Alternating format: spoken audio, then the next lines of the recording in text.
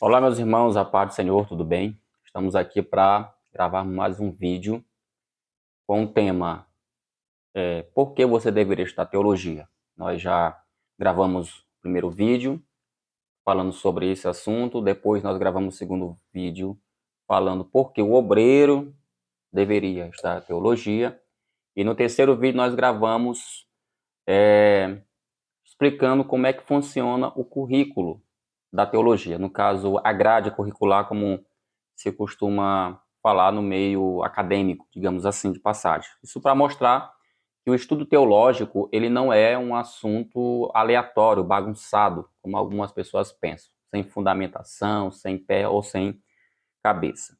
Mas eu percebi que o que eu falei no vídeo passado ficou um tanto, talvez, confuso na cabeça de algumas pessoas, então eu resolvi fazer um vídeo recapitulando, digamos assim, mas trazendo um recurso didático, tá bom? Para que você possa compreender melhor o que eu quis dizer no vídeo passado, tá bom? E assim nós vamos, a partir daí, cada ponto da grade curricular, nós vamos fazer uma pequena explicação, uma pincelada, para que você possa entender melhor e, quem sabe, assim, despertar o interesse pelo estudo teológico. Nós temos aqui uma pirâmide, como você pode ver, tá legal? Essa pirâmide aí, ela tem 4 níveis, nível 1, 2, 3, 4. E em cada nível da pirâmide, você observa que tem um tema, tá? Tem uma matéria, digamos assim, do estudo teológico, tá? Inclusive, o nome que está lá é Divisões do Estudo Teológico. Na base da pirâmide, que é o nível 1, nós temos aí, primeiro, os idiomas bíblicos, os contextos e arqueologia. Daqui a pouco a gente vai dar uma passada sobre o que significa cada uma dessas coisas aqui, idiomas, contextos e arqueologia. No segundo nível, você tem a exegese. Também vamos falar mais na frente, tá? Que você pode observar que a exegese, ela está no meio do nível 1, nível 3, cujo nível 3 da pirâmide é a teologia bíblica e a teologia histórica. Então, ela serve aí como, digamos, intermediária entre essas duas divisões. E por último, no nível 4, nós temos aí a teologia sistemática, tá? É bem interessante se você observar a figura da pirâmide, e a teologia sistemática, ela se encontra no topo, não na base. Eu falo isso por quê? Porque tem muitos estudantes que fizeram um curso de teologia, por exemplo, básico, ou um curso de teologia médio, e geralmente no curso de teologia básica que a pessoa faz, ela estuda só a sistemática. E aí a pessoa sai por aí arrotando que ela já é um teólogo. Mas na verdade ela é apenas uma pessoa que estudou uma sistemática. E ainda tem mais um detalhe, que quando eu for falar sobre sistemática, tem que ver qual foi o tipo de sistemática que ela estudou. Por exemplo, se ela estudou uma teologia sistemática pentecostal, ela entende teologia sistemática pentecostal. Se ela estudou uma teologia sistemática reformada, ela vai entender de teologia sistemática reformada. Então, ainda tem isso que a pessoa precisa ver. Por isso que a teologia sistemática, ela está lá em cima, porque ela, na verdade, ela, poderíamos dizer por esse gráfico, por essa ilustração da pirâmide, que ela é uma espécie de resultado de tudo que ficou para baixo, tá bom? Então aqui nós temos aqui esse gráfico, tá? Eu creio que vocês devem ter compreendido a ideia aqui. Vamos para frente aqui. Aqui aí a continuação, só que de uma forma diferente, a mesma coisa. Você tem aqui os idiomas, né? Você tem os idiomas bíblicos, você tem a exegese, né? Você tem a teologia bíblica e histórica e, por último, a sistemática. Vamos para frente aqui. Aí aqui nós temos aqui o fundamento técnico e histórico, né? Vamos lá. Lembra que nós falamos lá na pirâmide? Vamos lembrar que lá na pirâmide nós falamos sobre a base, né? Aqui é a base, tá bom? A base da, do currículo, né? A base do currículo. Essa aqui é a base, tá bom? E aí você tem nessa base os idiomas bíblicos, que são formados pelo hebraico, o aramaico, o grego. E como ele fala aí, são, na verdade, as línguas originais, tá? É claro que quando a gente fala de hebraico, aramaico e grego, em um curso de teologia, nós estamos dizendo que você vai ter que falar fluentemente essas línguas. Não, não tem nada a ver, até porque isso aí são línguas mortas, mas que elas, para nós, pode ser línguas mortas, mas que foram usadas para a época em que a Bíblia foi escrita para construir o texto bíblico. E aí vem a mas Silvio, professor Silvio, por que eu tenho que entender de hebraico, aramaico, grego? Primeiro, porque você vai ter que fazer exegese, né? E para fazer exegese, você tem que ter esse tipo de conhecimento, ainda que seja um conhecimento básico, mas você precisa ter. Segundo, nós estamos falando de uma língua muito antiga, ou línguas muito antigas. Então, a Bíblia que nós temos na nossa mão, que é a nossa versão em língua portuguesa, e aí vocês sabem que tem inúmeras versões em português, elas, querendo ou não, elas tiveram que beber nessa fonte, ou seja, tanto no hebraico como no aramaico, no grego, para poder traduzir para o português. E assim como em todos os outros países, inglês, italiano, espanhol, seja lá quem for, tem que beber nessa fonte aí, nas fontes do original. Então, por isso que é muito importante o conhecimento, ainda que básico, dessas línguas, tá bom? Depois, vamos lá na frente, tal, vamos falar um pouco mais aprofundado sobre a importância desse assunto. E aí nós temos também aqui o contexto, né? O contextos que são aí classificados como histórico, social, cultural, político e religioso. Isso aqui, basicamente, vai envolver muito isso aqui, ó, cultura. A cultura. Por que, Silvio, vai envolver isso aqui, essa questão de cultura? Ó, porque, gente, a Bíblia, a gente sabe que ela é a palavra de Deus. A gente não tem dúvida em relação a isso, que ela é canônica, que ela é inspirada. Como palavra inspirada, a gente não tem dúvida. Mas a Bíblia, ela foi escrita dentro da cultura, tá, dos homens. Não esqueçam isso, tá? Não esqueçam isso, que a Bíblia foi escrita dentro da cultura dos homens. Logo, meus queridos, então, quando a gente vai estudar a Bíblia, a gente tem que levar em consideração o fator histórico que estava o personagem, o autor, estava vivendo naquele momento quando ele escreveu aquele texto, tá? Por exemplo, no Novo Testamento, a parábola das 10 virgens. Por que ele escreveu a parábola das 10 virgens? Qual é a ideia que se tem ali? Tem uma ideia histórica por trás daquilo dali, né? A questão social, por exemplo, como é que era o casamento, qual a importância do casamento para a sociedade, a questão cultural mesmo, e até as questões políticas. Por exemplo, quando a gente vai estudar a história de Israel, a gente tem que entender como é que era a forma de governo, até chegar na monarquia, quais eram as outras formas de governo que tinha por trás de Israel, a questão religiosa, será que sempre eles foram servos realmente de Deus, sempre obedeceram a Deus? Será que eles não adoraram outros deuses? Será que eles não tiveram influência de outras religiões? Então, tudo isso aqui é estudado nos contextos, tá? Aí, por último, né, aqui nós temos aqui a arqueologia, que é a arqueologia aqui, né? Ela já é. Deixa eu só pegar meu lapisinho aqui, tá? A arqueologia, deixa eu apagar isso aqui, tá? Aqui nós temos a arqueologia, e aqui na arqueologia, que é uma ciência que tem como objetivo estudar, como vocês sabem, as, a história, estudar a história, mas ela, como o pessoal fala, tem um livro, né, de arqueologia que eu tenho aqui, depois a gente vou mostrar ele.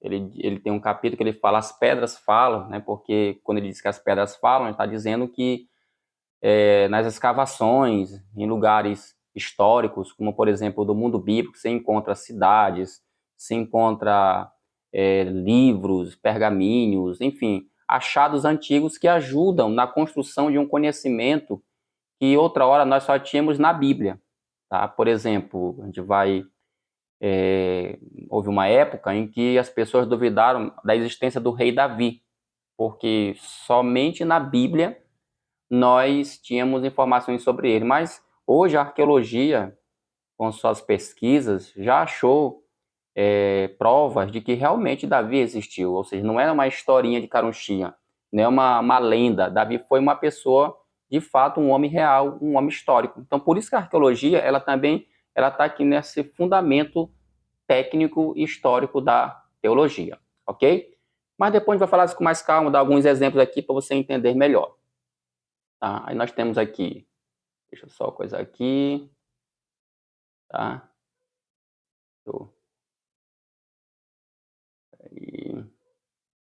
Aí nós temos aqui, lembra quando eu falei acerca do nível 2, né, que é a exegese. O que seria a exegese? Está muito claro isso aqui, tá bem explicadinho. Nós temos aqui, deixa eu só voltar novamente, tá, para aí. Foi demais. O que seria a exegese, Silvio? Nós temos aqui as explicações. Primeiro, exegese é a interpretação do texto, é a busca do significado original, considera autor, contexto e linguagem, é a ponte entre base e teologia. Veja bem, a exegese, eu não vou me deter muito agora, mas é exatamente isso que ele está dizendo. Ela vai se preocupar com a interpretação do texto. Ela vai se preocupar com a busca do significado original. Porque, assim, uma coisa que você tem que desmistificar logo de cara aqui. Essa história de dizer, a Bíblia tem vários significados. Não, isso não existe. Isso aí, infelizmente, é um conceito da nossa cultura atual que tem a mania de achar que existe várias verdades. E a Bíblia, ela não tem várias verdades, ela tem a verdade. Então pense comigo, toda pessoa que escreve um texto, seja numa rede social, seja um texto, tá? Eu acredito, penso eu, que ele tem como objetivo traçar ou passar uma verdade. Por mais que a pessoa use uma figura de linguagem, porque isso tem muito na Bíblia, a gente vai ver, mas isso não quer dizer que tenha várias verdades. Então, as pessoas, principalmente aquelas que não lidam bem com a teologia e com essa parte da interpretação, cuja a exegese faz parte, elas costumam querer dar 200 significados por texto bíblico. Então, por isso que a exegese é muito importante, tá? Porque ela é árdua, ela é trabalhosa, cansativa e muita gente não gosta muito dela. Até a palavra ela é diferente, tá? Porque de fato ela dá muito trabalho. Para muita gente é muito melhor ele chegar, ler o texto e dizer, eu acho que é isso. Só que o meu achismo é muito perigoso, tá? E quando a gente for falar sobre exegese, eu vou explicar isso melhor para vocês, tá bom? E aí nós temos ainda, tá? Nós temos ainda a teologia bíblica e a teologia histórica, né? A teologia bíblica, como ele fala, é a revelação progressiva. Ela trata de temas nas escrituras, ela fala da ênfase na época e alianças, tá? E como ele termina dizendo, lê a Bíblia dentro da Bíblia, ou seja, o que seria a teologia bíblica? A gente fala assim, a teologia bíblica é o estudo do texto bíblico. Sim, de fato, é o estudo do texto bíblico. Mas, por exemplo, quando ele fala revelação progressiva, um exemplo, nós acabamos de estudar a lição da Escola Dominical, na Sala dos Adultos 2026, primeiro trimestre, que fala sobre a Trindade. O que é que nós aprendemos bastante nessa lição? Que a doutrina da Trindade, ela está presente na Bíblia, mas muitas das vezes você precisa estudar o assunto de forma progressiva, ou seja, progressiva que ela foi se desenvolvendo ao longo dos 66 livros da Bíblia. Por isso que ele fala que é revelação progressiva. Segundo, temas nas Escrituras. Quando a Bíblia fala sobre salvação, tá? Mas quando a Bíblia fala sobre salvação no Antigo Testamento, de que salvação ela está falando? Salvação espiritual ou a salvação física? No Novo Testamento, salvação espiritual ou salvação física? A salvação na teologia paulina, a salvação na teologia de Pedro, a salvação na teologia de João. Será se é a mesma coisa? Então, é sobre isso que ele fala, sobre tema nas escrituras, tá bom? E aí, enfim, quando a gente for falar sobre teologia bíblica, aí eu vou explicar melhor, dando esses exemplos aqui que eu coloquei para vocês. Por último, nós temos aqui a teologia histórica, que fala acerca de todo o desenvolvimento histórico, tanto do Antigo como também do Novo Testamento. Isso inclui, claro, a história de Israel e a história da igreja do passado e atual também, os credos, né, os concílios que determinaram, podemos dizer assim, muitas doutrinas que nós hoje seguimos. Quando eu falo determinar, não é que eles inventaram, né, foram debates que foram feitos, mas claro que com base no texto sagrado, e também, enfim, a história de forma geral, mas quando eu for falar sobre isso também, a gente vai ter alguns exemplos e você vai entender perfeitamente o que eu quero dizer.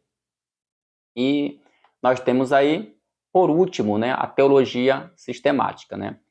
Eu falei lá no início que a teologia sistemática, ela está lá em cima, é o nível que está acima da pirâmide, chamado nível 4, tá?